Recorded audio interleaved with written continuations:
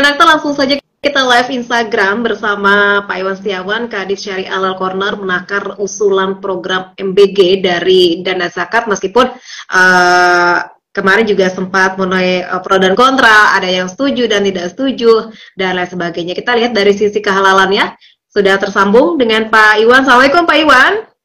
Waalaikumsalam warahmatullahi wabarakatuh. Ya, Pak Iwan menakar usulan program MBG dari dana zakat, tapi kan ini harus ada kriteria yang memang harus dijalankan dari zakat itu sendiri. Kita lihat dari perspektif dari Halal Corner ini memandangnya seperti apa? Silakan Pak Iwan. Ya, jadi program MBG ini ya, makan siang makan bergizi gratis itu ya, itu kan merupakan suatu program pemerintah yang saat ini mungkin jadi prioritas juga ya, karena memang merupakan janji kampanye dan terrealisasi itu tahun 2025 kan. Yeah. Nah, pertama itu kan kenapa ada usulan demikian ya, bahwa dana zakat ini ingin dijadikan sebagai sumber untuk mendukung program MBG ini, karena memang dana yang dibutuhkan itu kan sangat besar ya untuk program MBG tersebut gitu. Kalau tidak salah hampir 1,2 triliun ya per hari itu. Per hari 1,2 triliun kalau misalkan seluruh sudah merata ya, program ini kalau sudah diberlakukan merata. Tetapi kan saat ini hanya baru 71 triliun saja alokasinya gitu ya untuk untuk program ini, yaitu juga sampai Juni saja gitu. Artinya sangat-sangat membutuhkan dana yang tidak sedikit. Nah, kalau tadi dilihat dari sisi kehalalannya ya justru memang bisa saja sebetulnya ya, ada kemungkinan bisa digunakan gitu ya. Tetapi juga ya perlu dilihat sisi-sisi yang lainnya. Karena memang ya kita tahulah bahwa zakat ini tidak sembarang bisa dialokasikan untuk apa saja gitu kan. Di dalam ayatnya surat At-Taubah itu kan memang hanya terbatas pada 8 asnaf tersebut. Terbatas pada 8 asnaf, dan yang lebih utama itu kan fakir miskin. Kalau misalkan yang lain memang seperti hamba sahaya itu kan sudah tidak ada gitu. Nah, artinya memang ayat tersebut kan mengisyaratkan harus betul-betul harus tepat sasaran istilahnya. Betul-betul harus tepat sasaran ya, jangan sampai dana zakat ini, karena yang disebut zakat itu kan suatu harta tertentu ya, tidak semua harta menjadi objek zakat. Harta tertentu yang dikeluarkan untuk mustahik atau untuk penerima tertentu juga gitu. Jadi sudah ditentukan semuanya.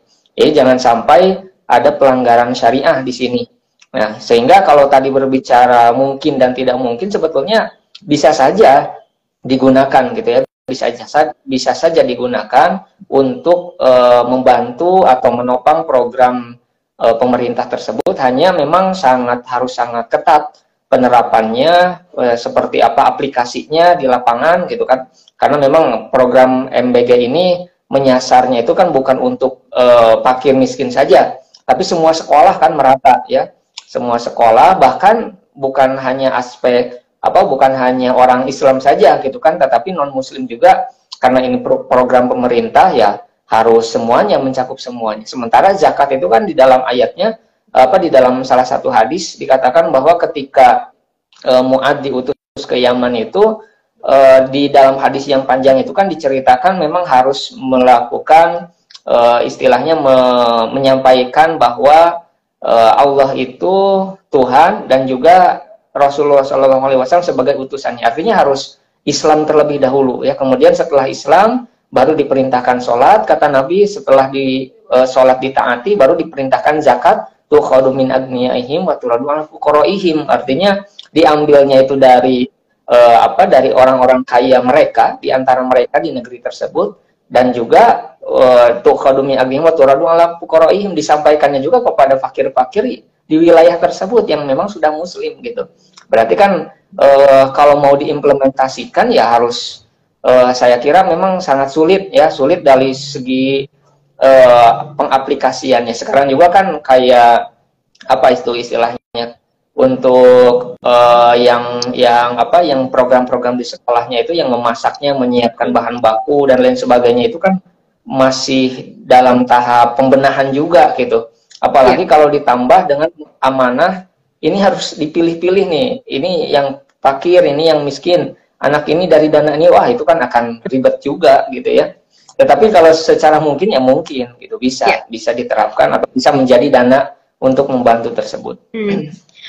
Baik. Ini kan kalau kita nasabnya 8 atap, kan nggak mungkin Pak ya satu sekolah kamu makin miskin atau apa kan nggak mungkin, sebelahnya kan juga akan ngiri gitu ya Pak ya? Iya, tapi sebetulnya kalau dana itu kan bisa saja sama ya, programnya istilahnya sama, jatah per anak itu kan dari mulai 15.000 kemudian mau diturunkan ke 10.000 gitu ya karena efisiensi dan lain sebagainya. Nah, artinya kalau masalah tendensius tadi ya, ada yang iri atau dan sebagainya kan pada pelaksanaannya sebetulnya sama antara yang fakir miskin, kemudian yang yang tidak, misalkannya tidak termasuk mustahik zakat, juga itu bisa pada pelaksanaannya ya tetap sama, menunya sama, kemudian pemberiannya sama dan lain sebagainya. Hanya saja kan dari sisi pilah-pilah tadi. Pilah-pilah ini program untuk siapa, menyasarnya ke siapa, berapa orang di sana, itu yang sulit gitu ya untuk mendata tersebut. Itu yang pertama. Tetapi tadi saya katakan mungkin itu ya dengan catatan ya, kemungkinan itu dengan catatan bahwa dalam implementasinya sulit itu.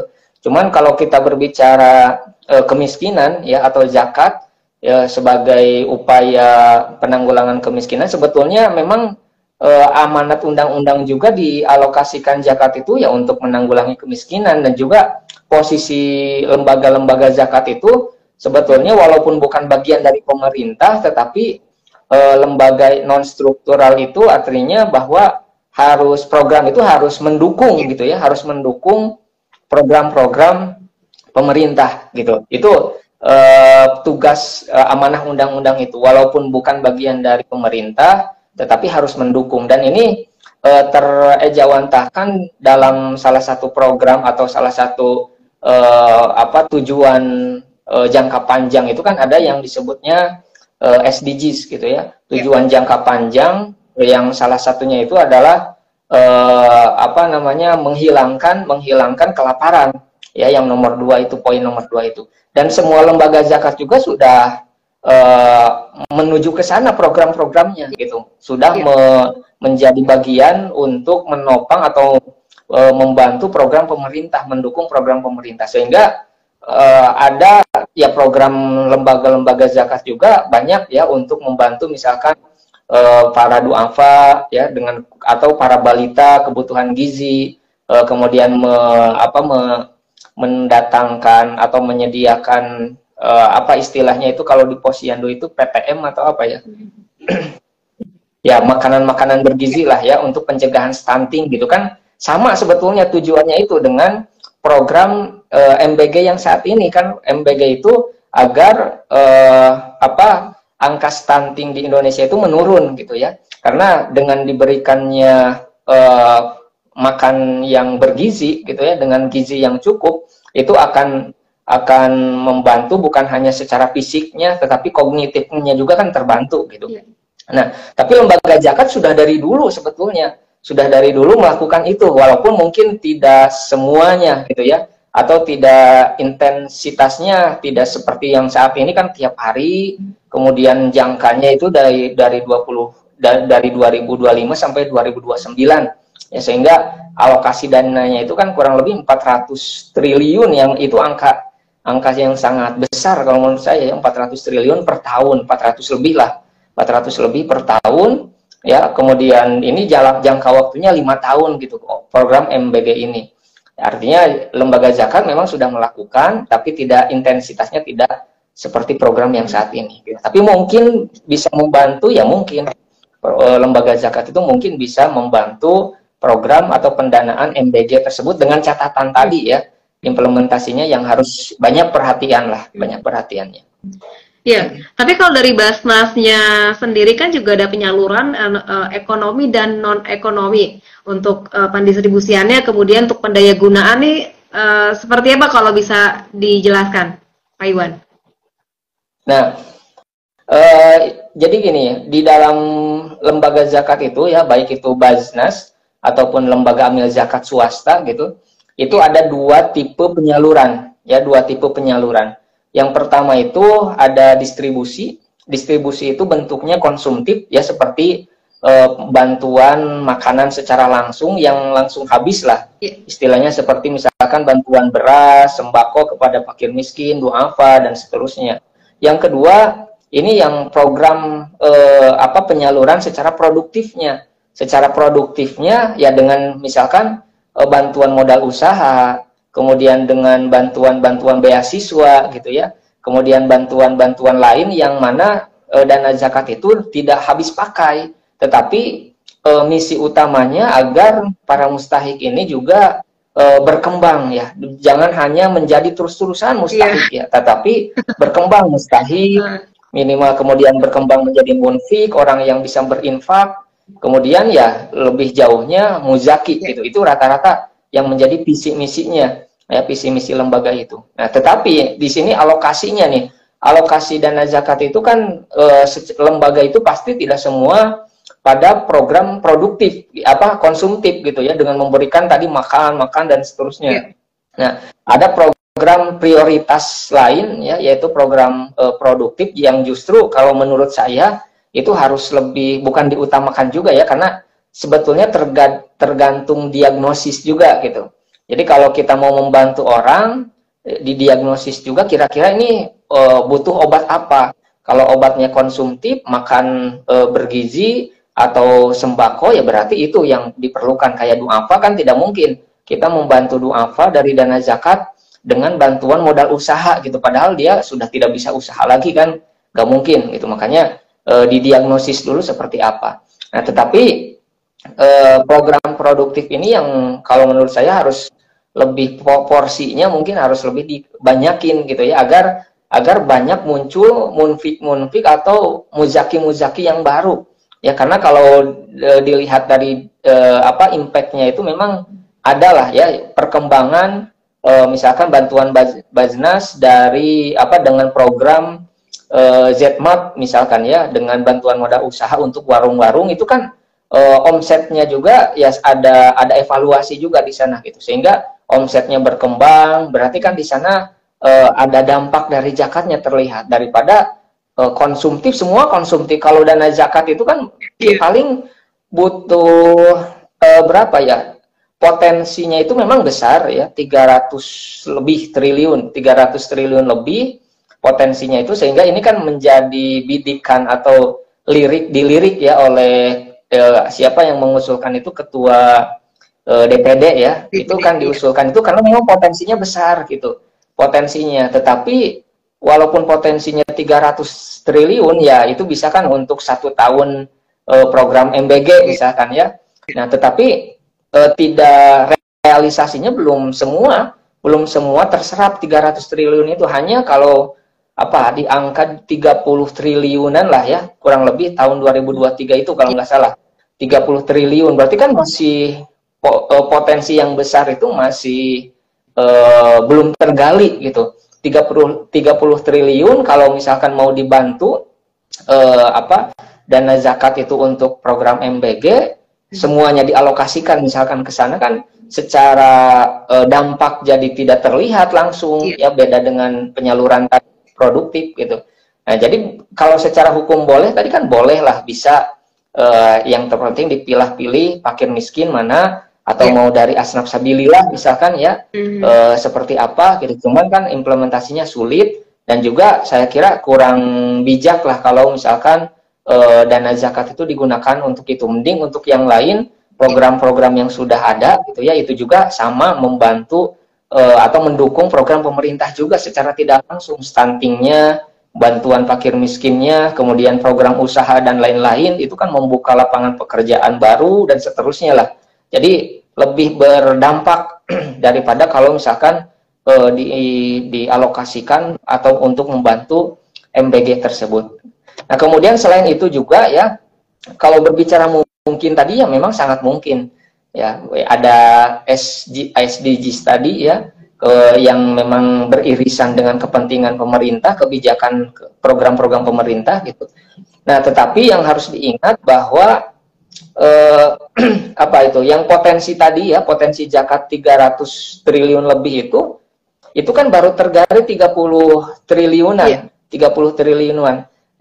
Sisanya kemana? Sisanya ada yang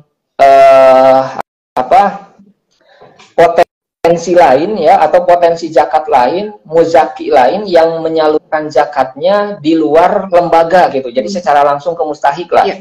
Ya, itu nilainya justru lebih besar daripada zakat yang tersalur atau yang terserap ke lembaga gitu ya. Itu nilainya hampir 60 triliun lebih. Muzaki yang berzakat tidak ke lembaga gitu. Artinya kan belum mungkin alasan kepercayaan yang belum ada gitu ya.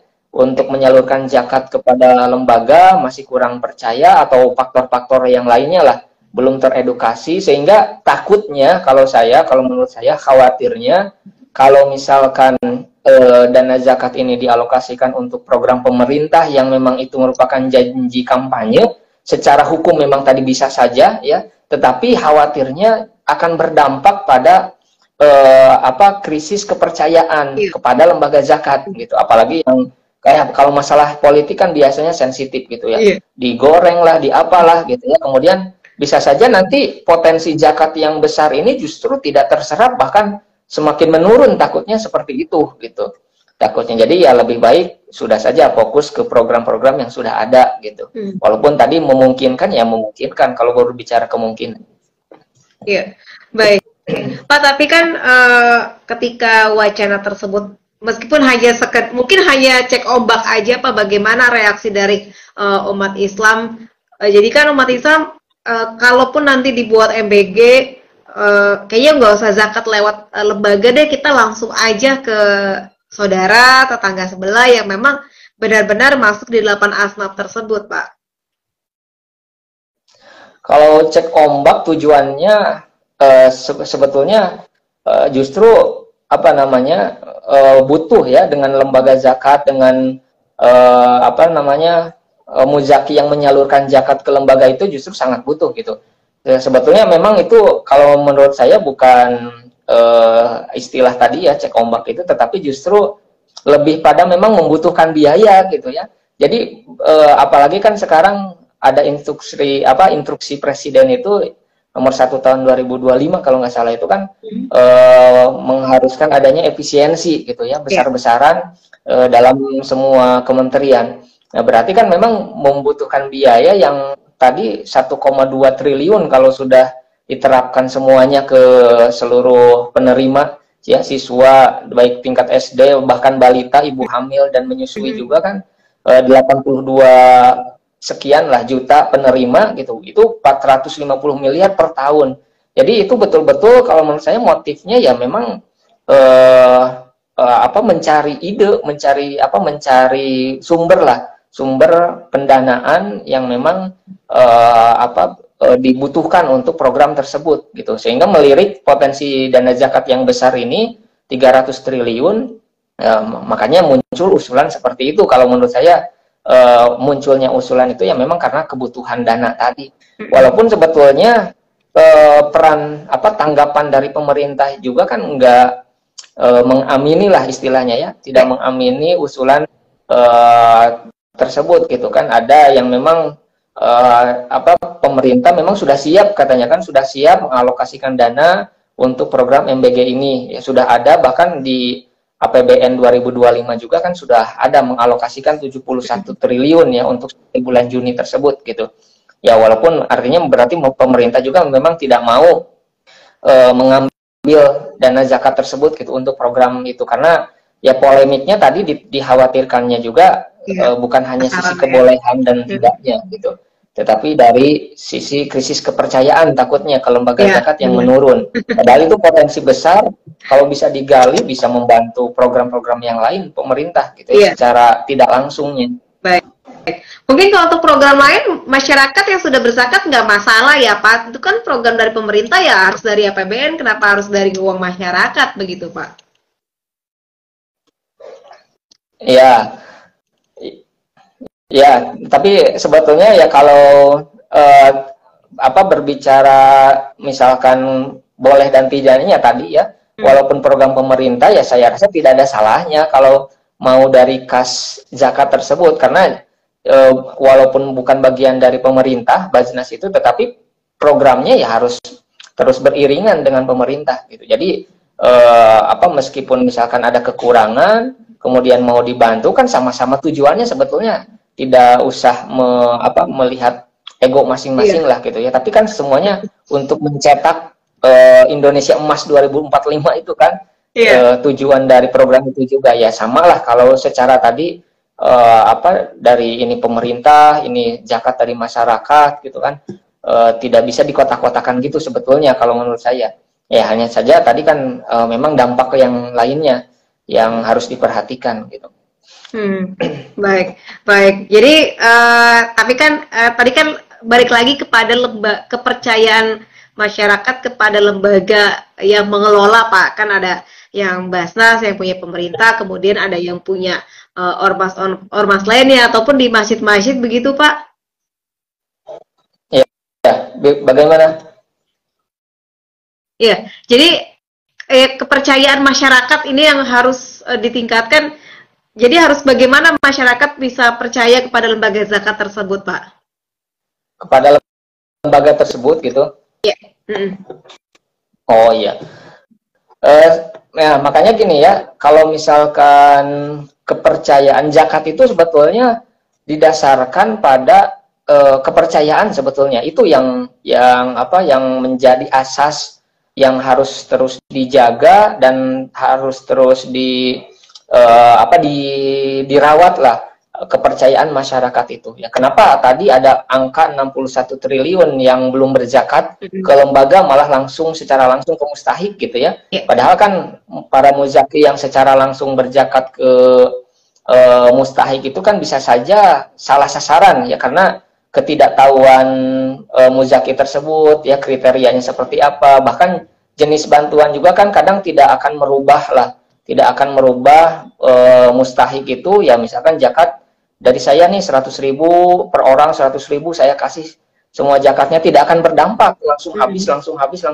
Beda kalau dikelola dengan oleh lembaga gitu. Hanya saja tadi kepercayaannya yang harus dijaga. Tapi kalau berbicara bagaimana tadi menjaga atau meningkatkan kepercayaan ya, sebetulnya yang menjadi ikhtiarnya itu yang sudah dilakukan itu ya dengan adanya laporan-laporan tahunan ya atau semesteran, misalkan ya per semester ada laporan dari lembaga-lembaga tersebut ya, transparansi pengalokasiannya berapa, kemudian kalau istilah kata dalam dunia fundraising itu di media sosial itu harus juga diungkap lah, ini bantuan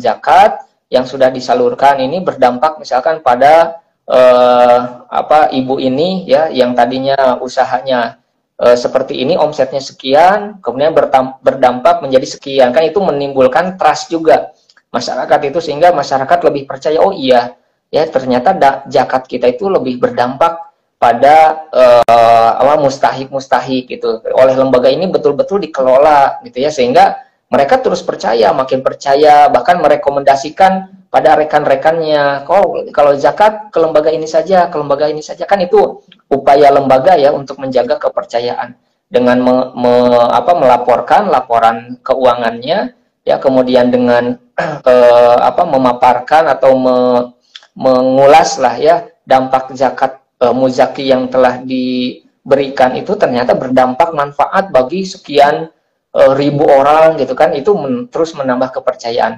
Kalau berbicara tren kepercayaan sebetulnya meningkat ya dari tahun ke tahun itu.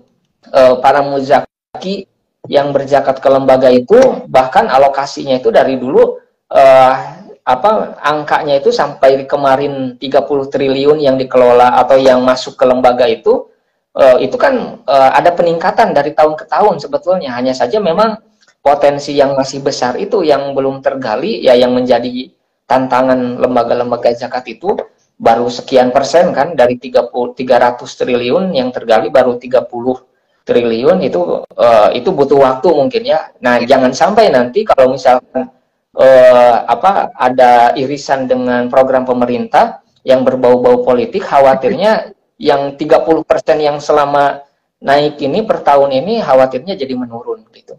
Itu ya. Kemudian lagi gini, kalau tadi ya kalau berbicara alokasi mustahik itu kan memang sudah ditentukan ya. Dari 8 asnaf itu. Nah, dalam implementasi tadi kalau berbicara mungkin ya memang mungkin ya dari sisi tujuan ya, antara zakat dan program makan bergizi gratis ini memang sama ya. Kemudian dari sisi tujuan jangka panjang tadi SDGs-nya juga memang semua program mengarah ke sana, lembaga zakat juga gitu. Nah, hanya saja dalam implementasi itu kalau kita melihat undang-undang itu ada pasal 39 ya.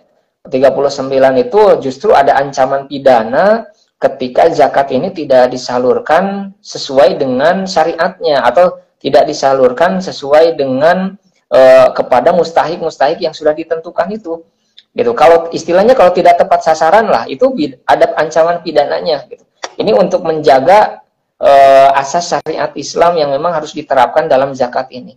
Artinya kalau misalkan nih program MBG ini yang mau mendata tiap sekolah fakir miskin itu siapa gitu ya. Kemudian kriterianya apakah mau melibatkan guru umpamanya ya di sekolah-sekolah harus mengecek ini anaknya tergolong miskin, ini tergolong fakir ya dari keluarga miskin. Kalau kepada guru sebetulnya sudah banyak beban juga kan guru juga ya, selain mengajar juga kan ada beban administrasi juga, berarti kan tidak mungkin lah tugasnya ditambah. Atau kalau mau ke apa istilah itu vendornya atau siapalah ya yang memegang bahan baku dan lain sebagainya itu kan itu juga tidak mungkin, mereka tidak terlalu paham mungkin ya untuk mencari atau mendata siswa-siswa yang memang sesuai dengan kriteria fakir miskin yang ditetapkan oleh Bajnas itu seperti apa gitu. Jadi mungkin berbicara mungkin alokasinya memang bisa mungkin, tetapi implementasinya akan sulit. Ya kalau rekomendasi dari tokoh-tokoh ormas itu kan biasanya dalam menanggapi isu ini merekomendasikan itu untuk biaya diambilnya bukan dari dana zakat gitu, tapi dari dana infak dan sedekah saja. Itu kan lebih fleksibel ya, beda dengan zakat yang sangat terikat ya, walaupun memang mungkin jumlahnya ya akan lebih sedikit bisa jadi ya untuk infak dan sedekah itu. Karena kan kalau infak dan sedekah kan istilahnya sukarela ya Pak ya, kalau itu kan sudah ada kriterianya ya, takarannya ya. Kalau zakat infak sebetulnya bisa sangat fleksibel justru, beda dengan zakat tadi. Ya hanya saja ya mungkin secara nominal tidak terlalu besar juga. Ya kemudian juga harus sesuai dengan amanah. Lembaga zakat itu kan memegang amanah daripada munfik gitu. Artinya ketika orang-orang yang berinfak nih, saya menginfakkan sesuatu untuk Palestina misalkan ya ke lembaga-lembaga zakat, ada bantuan untuk Palestina, berarti infak itu jangan yang tadinya dari untuk Palestina malah ke makanan bergizi gratis gitu. Artinya harus transparan dong programnya untuk apa infaknya. Ya misalkan infak untuk membangun jembatan kan sebenarnya itu berarti oh iya saya merasa empati ya dengan keadaan suatu wilayah, misalkan anak-anak yang harus menyeberang ke sungai tidak melalui jembatan sehingga saya berinfak kan gitu. Nah, maka MBG ini juga harus transparan kalau mau melalui infak sedekah, dikatakan ke para mustahik atau para muzaki menggalang dananya disebutkan ini untuk MBG loh gitu. Kira-kira ya kalau ada berapa nilainya gitu ya yang mau membantu pemerintah melalui infak kepada lembaga zakat gitu ya untuk disalurkan pada program MBG tersebut gitu. Baik. Pak, tapi kalau kita sisi dari si muzakinya itu sendiri, keikhlasan mereka ketika mereka berzakat, kemudian dana tersebut digunakan untuk program MBG ini bagaimana Pak? Ya, gini ya, sebetulnya beda dengan infak ya tadi. Kalau infak itu memang harus sesuai dengan yang diamanahi gitu ya. Saya infak untuk Palestina, berarti kan saya ikhlasnya itu untuk Palestina. Yeah. Kalau ke yang lain kan berarti tidak, gitu kan, itu menyalahi. Berbeda dengan zakat. Kalau zakat itu yang terpenting sebetulnya tugas amil itu kan selain menghimpun dana zakat juga menyalurkannya. Jadi mengelola dana zakat itu memang kewenangan amil gitu. Jadi muzaki itu tidak istilahnya tidak punya hak lah ya, dalam tanda kutip, untuk intervensi ini dan seterusnya gitu. Itu memang kewenangan amil. Yang terpenting tepat sasaran, fakir, miskin, amilin, sabilillah dan lain sebagainya gitu. Jadi kalau mau ke program MBG ya dengan catatan tadi implementasinya yang lumayan rumit ya, bahkan bisa jadi menyalahi undang-undang tadi, itu tidak masalah sebetulnya. Muzaki juga tidak akan kalau berbicara keikhlasan tadi, hanya saja mungkin bisa jadi kehilangan kepercayaan saja. Saya tidak setuju umpamanya dengan program tersebut ya. Ya lebih baik saya zakat langsung aja lah ke mustahiknya aja, karena lembaga ini menyalurkannya ke program tersebut. Itu kan kalau masalah politik jadi ada dampak seperti itu, takutnya kan seperti itu. Tapi kalau masalah pengelolaan ya zakat mau kemana saja, mau ke program apa saja, yang terpenting tepat sasaran, itu menjadi hak amil dalam pengelolaannya. Baik. Tapi kalau untuk transparansi amil memberikan ke yang berhak itu Pak, apakah ada Pak? Apa memang mustahiknya itu juga harus tahu Pak? Muzakinya harus tahu Pak? Muzakinya harus tahu siapa mustahiknya gitu. Harus tahu seperti apa, ini bantuan zakat gitu atau seperti apa? Iya, harus tahu kemana arahnya dan diperuntukkan untuk apa gitu Pak. Oh iya, jadi dalam zakat itu sebetulnya ya untuk peruntukannya memang tidak, jadi ya sudah, muzaki mengeluarkan zakat saja ke lembaga gitu. Ya, kalau hanya tadi laporan-laporan ini dampak sosialnya dari bantuan zakat kita, itu untuk menjaga kepercayaan saja, bukan dari masuk pada akadnya. Misalkan ya zakat muzaki harus tahu alokasinya seperti apa, tidak seperti itu gitu. Tetapi itu mutlak pengelolaan amil ya, sehingga muzaki tinggal berzakat saja ya, kemudian dikelola oleh amil berapa kemana. Yang terpenting yang tadi itu pos-posnya sudah tidak menyalahi 8 asnaf tadi ya. Kalau mustahik juga sebetulnya mereka juga kalau dalam implementasi ya, misalkan di penyaluran itu juga dikasih tahu ini lembaga zakat ya, kemudian yaitu dalam bentuk bantuan zakat gitu istilahnya, mereka tahu juga bahwa itu bantuan dari zakatnya. Baik. Pak, kalau untuk potensi zakat setelah adanya wacana tersebut, kira-kira akan tetap atau meningkat atau bagaimana nih Pak? Nah, dengan wacana program MBG gitu. Iya. Ya, saya rasa tergantung nanti ke depannya ya, karena kalau melihat komentar-komentar ya atau tanggapan-tanggapan dari tokoh-tokoh termasuk Ketua Bajnas ya, yang saya lihat di beberapa media itu memang ada lampu hijau lah ya istilahnya, lampu hijau untuk menjadikan dana zakat itu sebagai program MBG tadi gitu. Tetapi tidak akan semudah itu pada realisasinya ya, karena umpamanya nih satu lembaga Bajnas saja, Bajnas paling yang sudah terhimpun dana zakat itu berapa triliun gitu ya. Kalau kemarin pencapaiannya kalau nggak salah itu hanya mencapai 1 triliun saja. 1 triliun itu Bajnas saja gitu, belum lembaga-lembaga yang lain. Artinya bisa saja lembaga-lembaga yang lain menyampaikan keberatannya lah.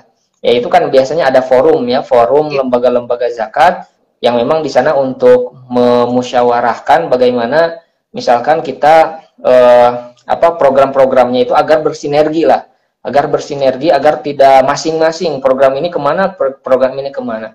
Nah, tetapi yang saya lihat, yang saya baca ya dari lampu hijau tokoh-tokoh tadi sebetulnya bukan pada pengalokasian zakatnya sebetulnya ya, tetapi memang pada membuat program yang memang menopang yang saya sebutkan tadi ya, menopang, membantu secara tidak langsung gitu. Kalau seperti itu ya memang sudah seharusnya gitu. Jadi tidak akan berpengaruh pada trust muzaki tadi ya, tren zakat. Saya rasa kalau tidak secara frontal gitu ya, dana zakat dikembangkan diperuntukkan untuk program MBG tidak secara frontal, saya rasa akan terus naik tren zakat yang terhimpun ke lembaga tersebut. Berbeda kalau ya secara langsung ya mendeklarasikan misalkan dana zakat ini memang sudah jalin MOU dengan pemerintah dan seterusnya untuk program tersebut, ya saya membacanya kalau isu-isu seperti ini bisa jadi menurun potensi tersebut gitu. Ataupun juga ada mungkin lembaga yang memang kayaknya nggak usah deh untuk bantu itu, kita bantu yang di sekitar aja yang memang benar-benar membutuhkan gitu Pak. Itu apa tergantung dari lembaganya atau memang mereka yang tidak ada, misalkan tidak ada kerjasama dengan pemerintah begitu Pak? Ya, jadi beberapa lembaga itu memang kebanyakan ya harus selaras lah ya dengan bukan program pemerintahnya, tetapi memang ada tujuan yang sama lah istilahnya ya, tujuan sama, pengentasan kemiskinan, kemudian program-programnya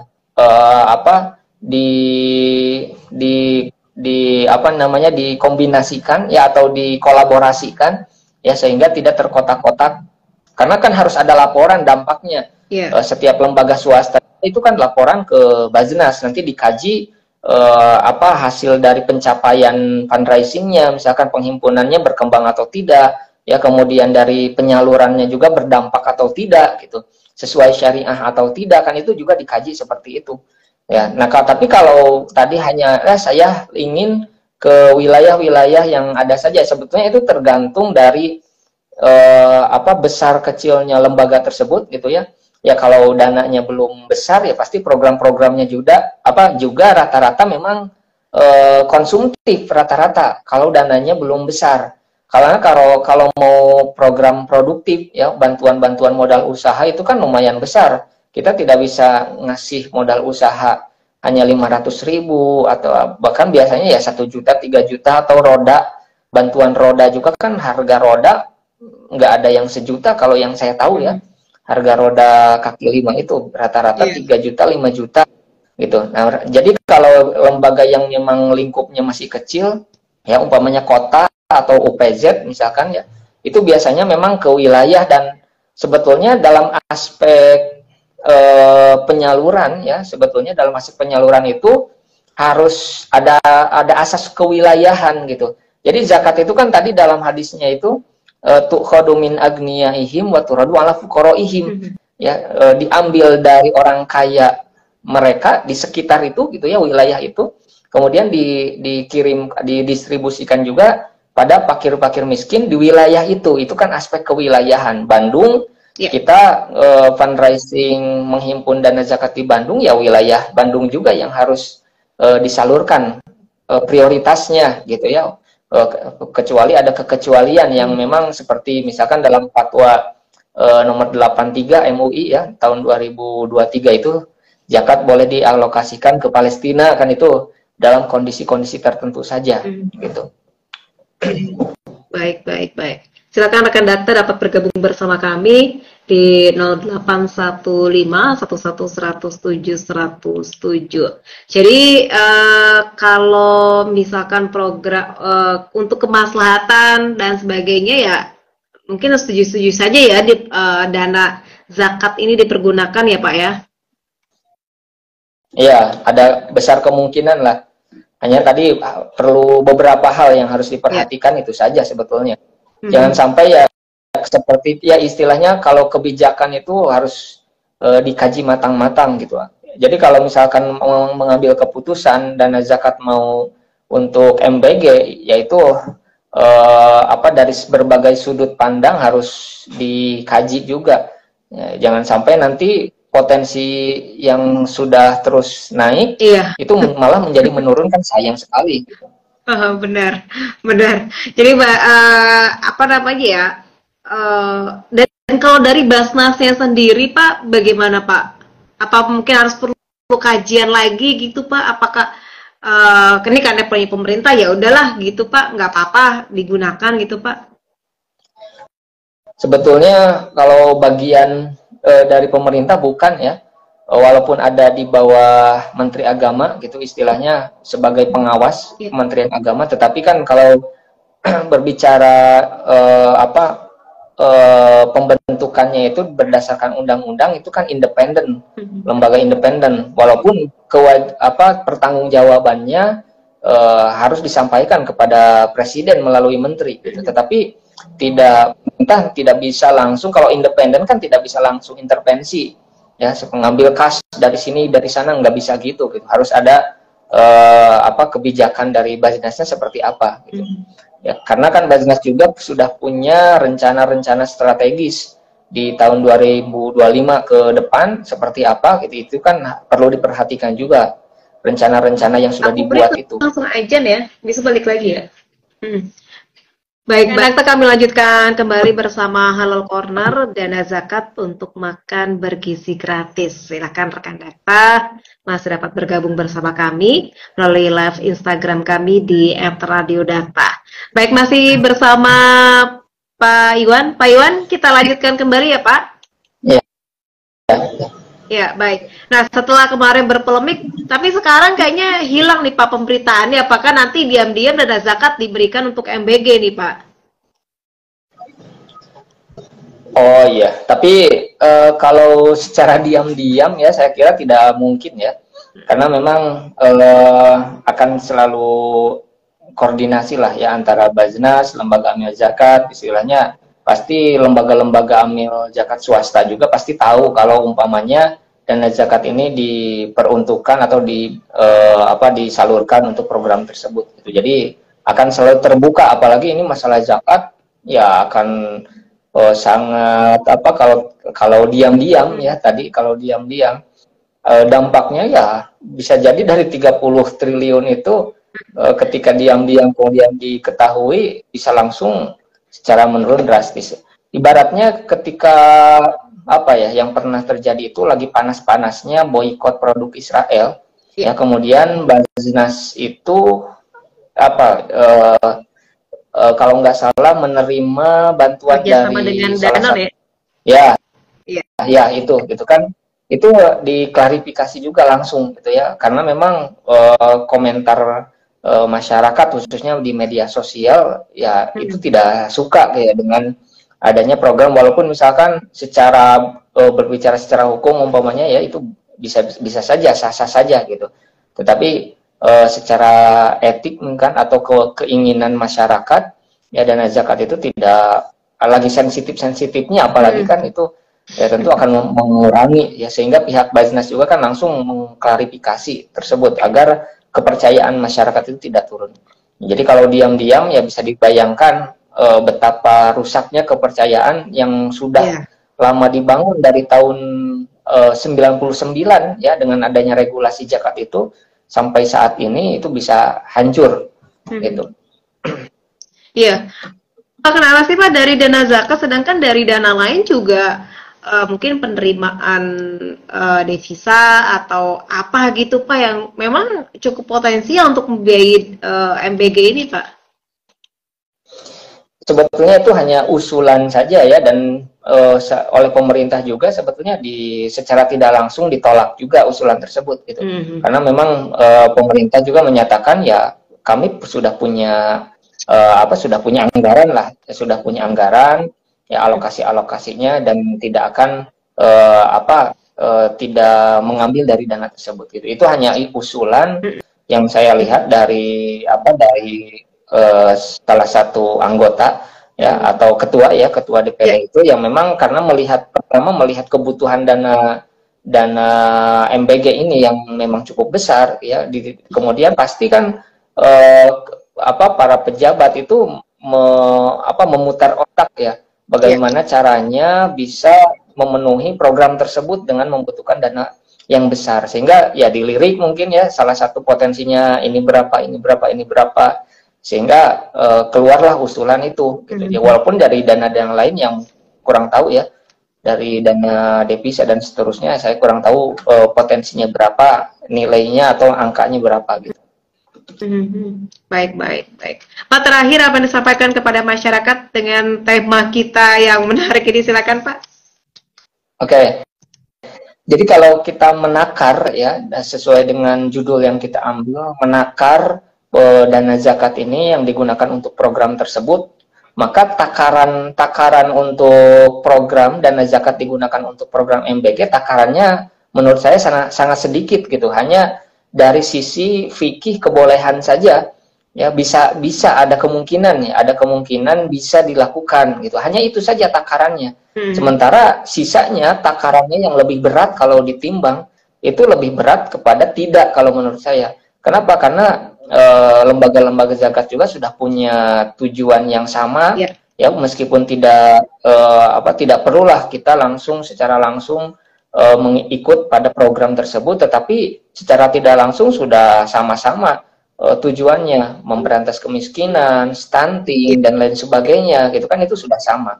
Jadi takaran kepada tidaknya itu lebih berat. Kemudian juga dari aspek syariah itu harus lebih ketat penerapannya ya, karena innama shadaqatul lil fuqara wal masakin dan seterusnya itu hanya terbatas menggunakan kata innama, itu ya memang terbatas pada 8 itu yang pengalokasiannya harus ketat. Di sisi lain undang-undang juga memberikan ancaman pidana apabila ada penyaluran yang tidak sesuai dengan syariah atau tidak sesuai tepat sasaran pada 8 asnaf itu. Sehingga takaran pada tidak digunakan itu lebih berat daripada takaran untuk menggunakan dana zakat untuk program MBG gitu. Sehingga harus dilihat lah, kalau umpamanya isu ini naik kembali didiskusikan ya, saya rasa harus ditakar ulang lagi gitu ya, lebih berat kemana gitu. Baik, mungkin juga harus mencari dana-dana lain ya Pak, selain zakat ya.